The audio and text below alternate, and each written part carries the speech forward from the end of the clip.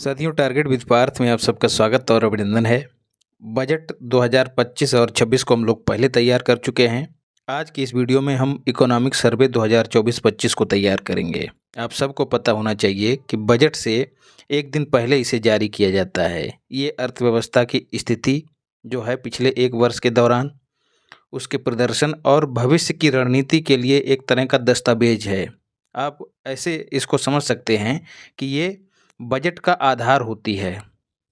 Budget का आधार होती है आर्थिक समीक्षा, इसलिए इसको बजट से पहले जारी किया जाता है। ये सरकार, जनता और विशेषज्ञों के लिए अर्थव्यवस्था की तस्वीर होती है, जिसे आधार बनाकर वो लोग बजट को अच्छे से समझ सकें और बजट में जो चीज़ें दी गई हैं वो परिस्थितियों के अनुकूल हैं या नहीं, इन सब चीज़ों का अनुमान लगा सकें। इसलिए इसको पहले जारी किया जाता है। जारी इसको 31 जनवरी 2025 को किया गया। वित्त मंत्रालय का आर्थिक कार्य विभाग इसको तैयार करता है और जो मुख्य आर्थिक सलाहकार हैं अनंत वी नागेश्वरन, उनके सानिध्य में इसे तैयार किया जाता है और वित्त मंत्री जो हैं इसे प्रस्तुत करते हैं। 1950-51 में बजट के साथ इसे जारी किया गया, लेकिन 1964 से इसे अलग अलग जारी करने की परंपरा शुरू कर दी गई। 2025-26 हेतु इकोनॉमिक ग्रोथ रेट इस वाली आर्थिक समीक्षा के अनुसार 6.3 से 6.8% जीडीपी का अनुमानित है और 2024-25 में 6.4 रही है। दोनों आंकड़े याद रखिएगा। फॉरेक्स रिजर्व की बात करें, विदेशी मुद्रा भंडार की बात करें तो दिसंबर 2024 में $640 बिलियन रहने का अनुमान है, जो कि विदेशी ऋण के 90% का भुगतान करने में समर्थ है। जो हमने ऋण ले रखा है उसका 90% भुगतान इस रिजर्व से किया जा सकता है। 11 महीने का आयात का भुगतान करने के लिए ये विदेशी मुद्रा भंडार सक्षम है, ये भी याद रखिएगा। वृद्धि देख लेते हैं। कृषि क्षेत्र में 3.8% की वृद्धि दर्ज की गई है, उद्योग और विनिर्माण क्षेत्र में 6.2% की और सेवा क्षेत्र में 7.2% की। बेरोजगारी दर 2017-18 में 6% थी, जो घटकर 2023-24 में 3.2% होने का अनुमान बताया जा रहा है। वैश्विक निर्यात में इंडिया को 7वां स्थान हासिल है। पेटेंट आवेदन करने में कुल 10 देशों में इंडिया को 6ठा स्थान हासिल हुआ है, ये फैक्ट भी याद रखिएगा। एफडीआई बढ़कर जो है $55.5 बिलियन हुआ है। ऋण जीडीपी अनुपात 19.4% का अनुमान है और 10 से 24 वर्ष की जो जनसंख्या है वो 26% है। इस तरह के आंकड़े आप लोग निबंध में भी इस्तेमाल कर सकते हैं और उत्तर लेखन में भी इस्तेमाल कर सकते हैं और आपको पता भी होना चाहिए 2028 तक $5 ट्रिलियन की अर्थव्यवस्था होने की ओर भारत अग्रसर है।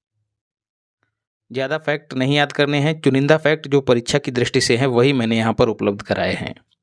रेमिटेंस की बात करें, रेमिटेंस क्या होता है? जो भारतीय प्रवासी दूसरे देशों में जाते हैं काम करने, वो जो पैसा भारत को भेजते हैं, उस मामले में भारत अभी भी दुनिया में पहले स्थान पे है। स्वास्थ्य क्षेत्र पर खर्च सरकार का 29% से बढ़कर 48% हुआ है और जो लोगों का खर्च होता था बीमारी से इलाज कराने में, जो पहले 62.6% हुआ करता था, वो अब घटकर 40% रह गया है, याद रखिएगा। इसका मतलब भारत स्वास्थ्य क्षेत्र में सुधार के लिए काम कर रहा है। कृषि का जीडीपी में योगदान 16% है। विनिर्माण और सेवा क्षेत्र का नहीं दिया गया, आप इसी को याद रखिए। गैर जीवाश्म ईंधनों से स्थापित विद्युत उत्पादन क्षमता कुल उत्पादन क्षमता की 46.8%, ये फैक्ट भी याद रखिएगा। गैर संस्थागत स्रोतों से ऋण लेने में जो आबादी है भारत की वो 25% संलग्न है। गैर संस्थागत ऋण जो गांव देहात में या फिर शहरों में भी लोग निजी लोगों से ऋण ले लेते हैं, प्राइवेट संस्थाओं से, तो उसी को कहा जाता है। मतलब बैंकों से छोड़कर सूदखोरों से ऋण लेने वाली जनता पॉपुलेशन कितनी है? 25%।